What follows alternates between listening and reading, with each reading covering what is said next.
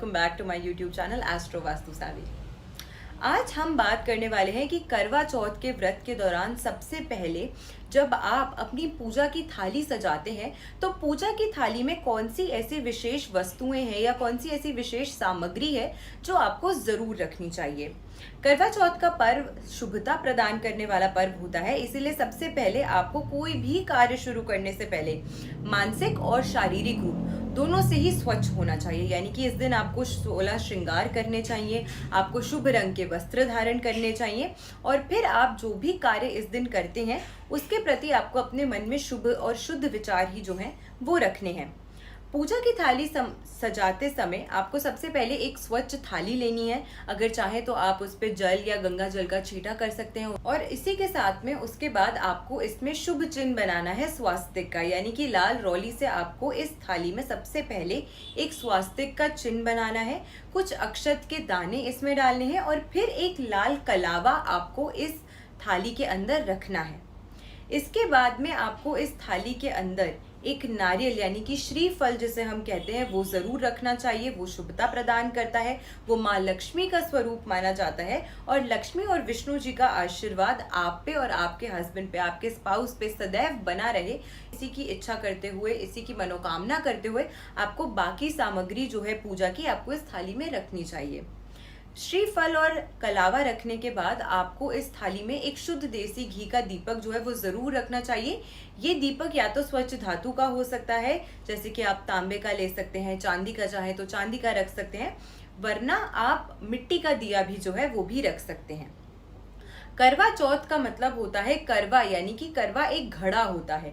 तो ऐसे में इस थाली में आपको एक करवा, एक मिट्टी का घड़ा जो है वो जरूर रखना चाहिए जिसमें जल हो, क्योंकि पूजा के पश्चात जब आप चंद्रमा को अर्घ देते हैं इसी करवे से, इसी आपको जल के पात्र से ही जल जो है सबसे पहले वो ग्रहण करना चाहिए। तो एक करवा और उसमें जल डालकर भी आपको जरूर इस थाली में रखना चाहिए। उसके बाद में आपको इस थाली में इसी के साथ में कुछ दक्षिणा अगर आप चाहें तो रख सकते हैं। कोई और स्वच्छ धातु अगर आप चाहते हैं, चांदी से बना हुआ, सोने से बना हुआ कोई और अन्य वस्तु जो आप अपनी पूजा की थाली में सजाना चाहते हैं, अपनी स्व इच्छा अनुसार आपको जरूर रखना चाहिए। साथ में फल, फूल, मिठाई, 16 श्रृंगार की सामग्री, इस तरीके की शुभ चीजें जो है वो आपको अपनी करवा चौथ की थाली जब आप सजाते हैं पूजा के लिए, ये सभी चीजें आपको जरूर उस थाली में रखनी चाहिए। अगर आपका सामर्थ्य है तो फिर आप इस थाली में कुछ कपड़े भी रख सकते हैं। अगर आप चाहें तो स्वच्छ वस्त्र भी आप साथ में इस थाली की सजावट के दौरान इसमें रख सकते हैं। शाम की संध्या के समय की जो पूजा होती है उसका विशेष करके मुहूर्त का बहुत इंपॉर्टेंट इम्पैक्ट आपको आपके जीवन में देखने को मिलता है।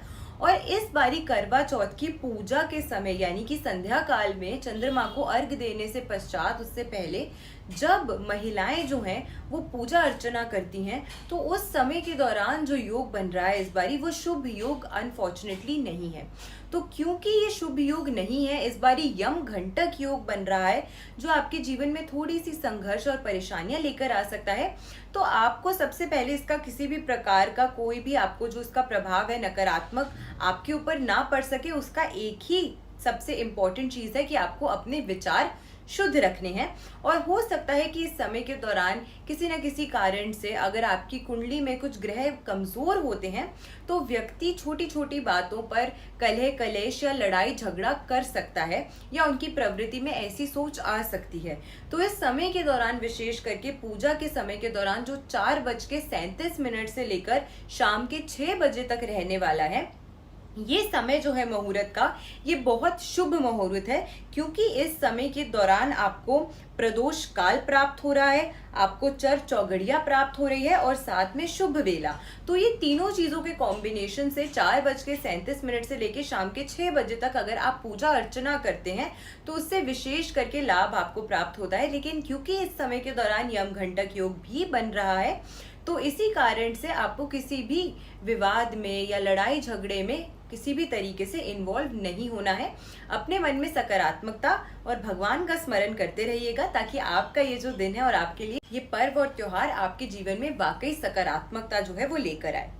इसी के साथ में इस समय के दौरान आपको करवा चौथ से जुड़ी हुई जो कथा होती है वो ज़रूर करनी चाहिए, ज़रूर सुननी चाहिए सभी महिलाओं को साथ में बैठकर। और पूरी विधि अनुसार ये जो समय होता है उस दौरान आपको पूजा अर्चना करनी चाहिए, माँ लक्ष्मी का स्मरण करना चाहिए, भगवान विष्णु का स्मरण करना चाहिए, ताकि विशेष उनका आशीर्वाद आपको आपके जीवन में मिले और लक्ष्मी नारायण की ही तरह आपकी भी जो जोड़ी है आपके स्पाउस के साथ वो हमेशा ही शुभ रहे, वो हमेशा ही उसमें प्यार जो है वो बरकरार रहे। इसी के साथ में इन सभी चीज़ों को फॉलो करते हुए एक और चीज़ जो होती है वो बहुत इंपॉर्टेंट हो जाती है, वो है चंद्र उदय का समय। तो इस बारी चंद्र उदय का जो समय है वो 8:15 बजे के बाद में ही चंद्रमा जो है वो आपको देखने को मिलेगा। और क्योंकि हर जगह की थोड़े थोड़े लॉन्गिट्यूड एंड लैटिट्यूड्स में शिफ्ट आते हैं, चेंज आते हैं because of the sunrise and sunset का समय, तो ऐसे में हो सकता है कि 8:16 के बाद ही देश के कई हिस्सों में चंद्रमा और चंद्र उदय जो है वो आपको देखने को मिलेगा। और क्योंकि ये समय अक्सर हमने देखा है कि जब भी करवा चौथ का व्रत आता है, जब भी करवा चौथ का समय होता है, तो उस दिन चंद्रमा जो है वो नॉर्मल टाइम से थोड़ा सा डिले में निकलता ही है, आपकी पेशेंस को भी थोड़ा सा टेस्ट करता ही है। मुझे पता है कि इस समय के दौरान जितनी भी वाइफ्स होती हैं अपने हस्बैंड के 10 चक्कर छत तक और नीचे तक लगवा चुकी होती हैं, लेकिन उन पे भी थोड़ा सा रहम कीजिए। हमें पता है कि आपने फास्ट रखा है और आप चाहते हैं कि जल्दी जल्दी चंद्र उदय हो, चंद्रमा को आप अर्घ दें और उसके बाद में आप भी दिन भर के बाद में भोजन ग्रहण कर सकें। लेकिन मैंने शुरुआत में ही वीडियो के आपको बताया था कि जब भी हम व्रत करते हैं तो उसका सिर्फ महत्वता जो है वो व्रत करने से या भूखे पेट रहने से ही नहीं है, ये आपकी मानसिक और शारीरिक शुद्धि का समय होता है। तो इसीलिए अपने विचारों को सकारात्मक रखें, अपनों के साथ में आपको इस त्योहार को, इस पर्व को बहुत ही ज़्यादा खुशियों से और धूमधाम से सेलिब्रेट करने का मौका मिले, हमारी यही आशा है। और इस वीडियो को ज़्यादा से ज़्यादा लोगों तक ज़रूर शेयर कीजिएगा जल्दी से जल्दी, ताकि उन तक भी ये सारी महत्वपूर्ण जानकारी जो है वो पहुंच सके।